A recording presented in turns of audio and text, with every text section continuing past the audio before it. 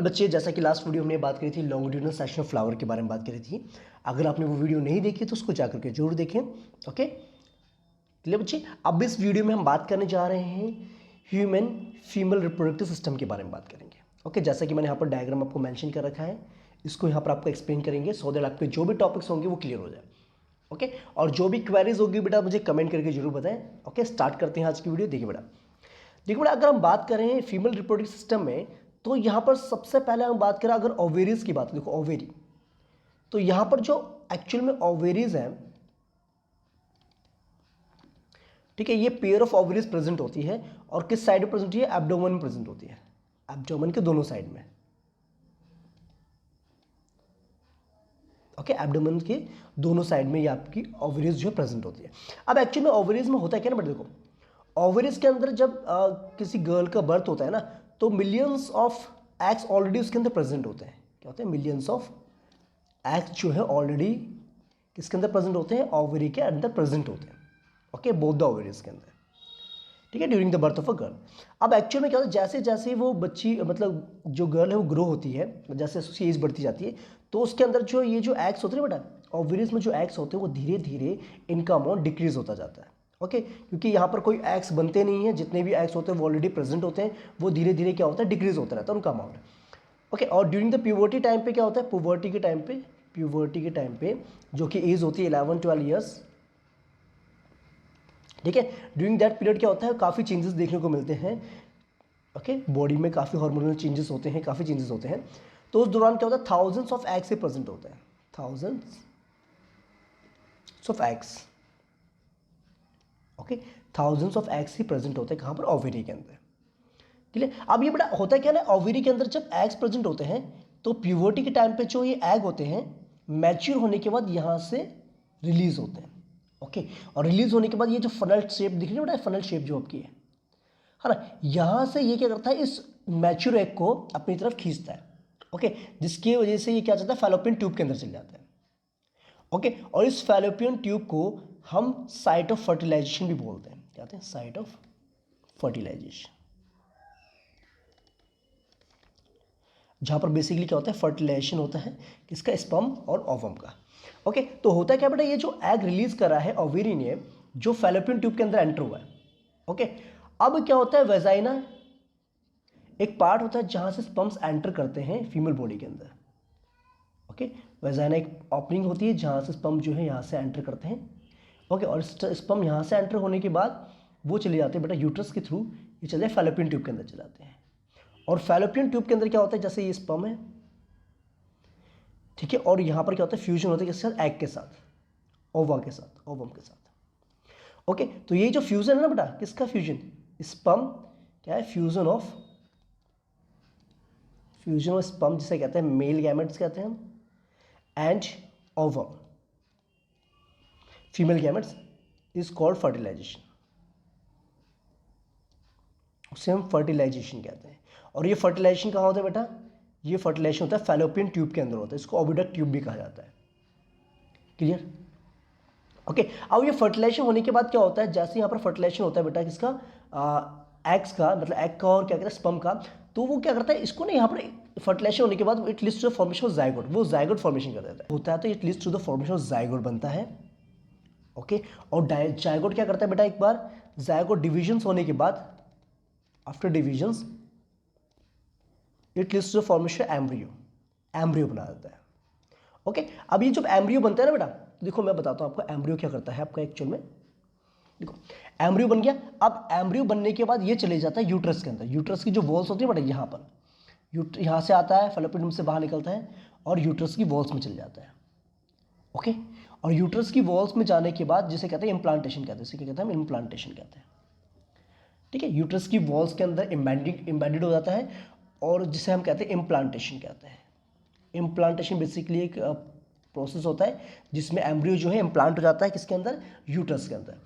Okay अब uterus के अंदर इम्प्लांट हो गया तो ये यूट्रस की जो वॉल है ना बेटा, ये जो यूट्रस की वॉल्स है और ये जो एम्ब्रियो है, इसके बीच में एक प्लासेंटा नाम का टिश्यू होता है। क्या होता है, प्लासेंटा नाम का टिश्यू होता है। ठीक है जो ड्यूरिंग द प्रेगनेंसी के दौरान क्या होता है, डिस्क लाइक शेप बना देता है और जिसके अंदर ऑलरेडी क्या प्रेजेंट होती है बेटा, विलाई प्रेजेंट होता है, फिंगर लाइक प्रोजेक्शन। ओके। और ये फिंगर लाइक पोजीशन के थ्रू क्या करता है, it provide nourishment, it provide nutrition to the embryo, nutrition provide करता है to the embryo. Okay, I hope आपको ये बात समझ में आ रही है। मैं शॉर्ट फॉर्म में यहाँ पर एक्सप्लेन कर रहा हूँ ताकि आपको जो है कॉन्सेप्ट क्लियर हो। आई होप इतनी बात समझ में आ गई। ओके, तो यही जो बेटा है ना, ये एक्चुअल में होता है क्या है, पहली बात सुनो। ओवरी एग रिलीज करा, वो फैलोपियन ट्यूब में गया, और वेजाइना के थ्रू स्पर्म जो एंटर करता है वो फैलोपियन ट्यूब में एंटर होता है, जहाँ पर इनका फर्टिलाइजेशन होता है। ठीक है, फर्टिलाइजेशन होने के बाद क्या बनता है, ये जाइगोट बनाता है, और जाइगोट बनने के बाद जाइगोट जब डिवाइड होता है, डिवीजन के बाद it leads to formation embryo, और वो एम्ब्रियो क्या करता है, धीरे धीरे यूट्रस के अंदर चलता है, और यूट्रस की वॉल्स में यहाँ पर जाके इम्प्लांट हो जाता है यूट्रस के अंदर। ओके, और ये जो यूट्रस की जो वॉल है, और क्या कहते हैं एक तरीके से एम्ब्रियो, इसके बीच में एक टिश्यू होता है बेटा, कहते हैं इसको प्लासेंटा टिश्यू कहते हैं। वो एक तरीके डिस्क शेप ले लेता है, सो दैट वो क्या करे ड्यूरिंग द प्रेगनेंसी के टाइम पे वो उसको क्या प्रोवाइड कर सके, न्यूट्रिशन प्रोवाइड कर सके एम्ब्रियो को। क्लियर बेटा, बात समझ में आ गई। अब ये जो बेटा आप एक्चुअल में होता है क्या है ना, अब बात को समझो, देखो इतनी बात आई थिंक आपको क्लियर हो गया, पक्का श्योर है? ठीक है, इसको इरेज कर दे बेटा। फिर देखिए, अब बात को बेटा आगे समझेंगे ध्यान से। देखो, अब सुनो बेटा, अब हुआ क्या बेटा, ये तो होगी बात, समझ में आपको होगी, क्लियर है।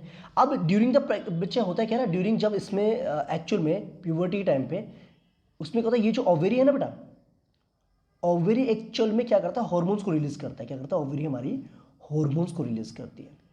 और कौन कौन से हॉर्मोन्स होते हैं, एक तो होता है एस्ट्रोजन, और दूसरा होता है प्रोगेस्टेरोन।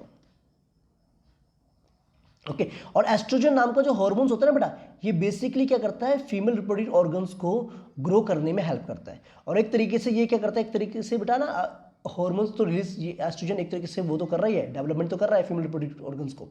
ठीक है, साथ साथ जो भी चेंजेस आते हैं बॉडी में वो इसी की वजह से आते हैं। और प्रोगेस्टेरोन जो नाम का आपका ये हॉर्मोन्स है, ये बेसिकली जब during the time of pregnancy के टाइम पे आपको रिलीज होता है, सो दैट कि प्रॉपरली जो है बेबी जो एम्ब्रियो है प्रॉपरली ग्रो कर सके।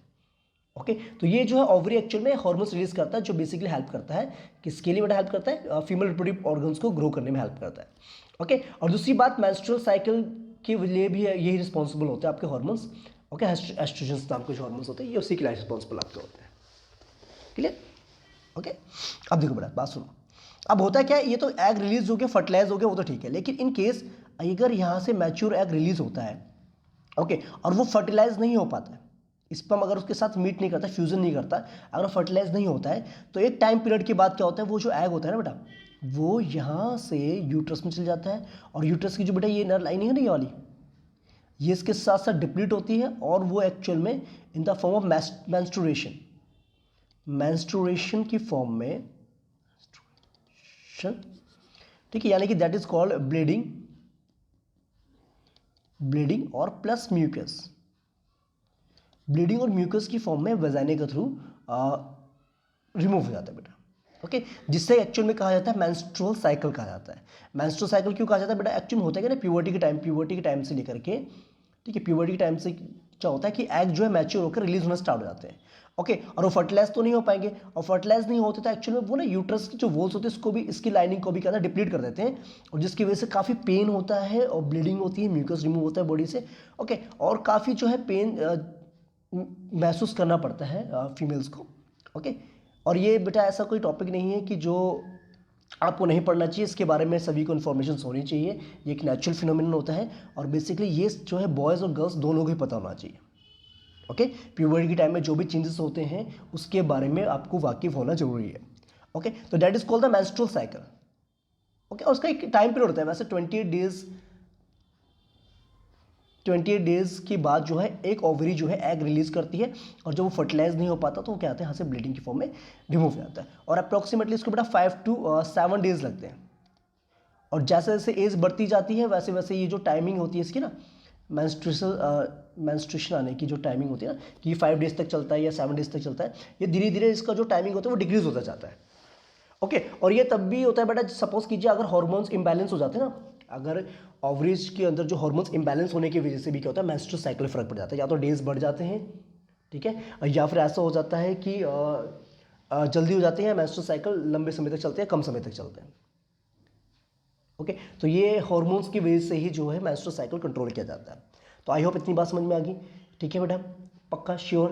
ओके, तो बस ये चीज़ आपने ध्यान रखनी है। और अगर इसके अलावा भी अगर आपको कोई डाउट होता है मुझे कमेंट करके जरूर बताएंगे। ओके, अब बेटा एक्चुअली में होता है क्या ना, देखो एक चीज़ और बताते हैं आपको। देखो ये बात समझ में आ गई, वेरी गुड। चलिए बेटा आगे बढ़ते हैं, समझ में। देखो अब जब एग फर्टिलाइज होता है ना बेटा, यानी कि फर्टिलाइजेशन से लेकर के from the time of fertilization till birth of a baby, that time period is called, उस टाइम पीरियड को हम कहते हैं गैस्टेशन पीरियड कहते हैं। क्या कहते हैं? गैस्टेशन पीरियड कहते हैं। ओके, जो कि बेसिकली अगर देखा जाए गैस्टेशन पीरियड होता है, जो कि बेसिकली देखा जाए तो 9 मंथ्स का होता है इन ह्यूमंस। ओके, 9 मंथ्स का टाइम पीरियड होता है जिसे हम गैस्टेशन पीरियड कहते हैं। अब होता है कि बेटा एक चीज़ और मैंने बताई थी आपको कि जो मेंस्ट्रुअल साइकिल होता है वो स्टार्ट होता है जिसे कहते हैं मेनार्की कहते हैं हम। स्टार्ट होता है at the age of puberty. Puberty के टाइम पे क्या होता है? स्टार्ट होता है प्यूबर्टी एज पे जो स्टार्ट होता है मेंस्ट्रुअल साइकिल। और ये कब तक चलता है? मेनोपॉज, मतलब मेनोपॉज मीन्स इसका देखो मैंने आपको बताया था बेटा कि लिमिटेड अमाउंट में ही ओवरीज के अंदर एग्स प्रेजेंट होते हैं जो धीरे धीरे क्या होते हैं वो खत्म होते जाता है उनका अमाउंट। तो एक टाइम पीरियड ऐसा आता है कि बेटा वो जो है ना ओवरीज के अंदर एग्स बिल्कुल भी प्रेजेंट नहीं होते, तो उस टाइम पे क्या होता है? मेंस्ट्रुअल साइकिल स्टॉप हो जाता है। Menstrual cycle stops. ठीक है, इट मे बी 40s की एज में भी हो सकता है और 50s की एज में भी हो सकता है फीमेल्स में। ठीक है, 40s की एज और 50s की एज मीन्स ऐसा कह सकते हैं 40s और 50s में जो है ये मेंस्ट्रुअल साइकिल क्या होता है? स्टॉप हो जाता है, जिसको हम मेनोपॉज कहते हैं। और स्टार्ट होने वाले को हम कहते हैं मेनार्की कहते हैं। ओके, तो आई होप बेटा ये टॉपिक आपको अच्छे समझ में आ गया होगा। अगर इसके बावजूद अगर आपको कोई भी इसमें लगता है, डाउट लगता है इस टॉपिक में, तो मुझे आप कमेंट करके जरूर बताएं। ओके, तो आई थिंक ये बात समझ में आ गई। हार्मोन्स के बारे में आपको ऑलरेडी मैं बता चुका हूँ। एस्ट्रोजन नाम का हार्मोन्स रिलीज करते हैं ओवरीज, और एक प्रोजेस्टेरोन नाम के हार्मोन्स रिलीज करते हैं बॉडी के अंदर। ठीक है, और अगर ये क्या कहते हैं हार्मोन्स इंबैलेंस होता है तो उस वजह से भी मेंस्ट्रुअल साइकिल पे इफेक्ट पड़ता है। ओके, तो आई होप आपको टॉपिक क्लियर हो गया। तो मिलते हैं बेटा नेक्स्ट वीडियो में जिसमें हम बात करेंगे मेल रिप्रोडक्टिव सिस्टम के बारे में बात करेंगे। Till that bye bye, take care and जय हिंद।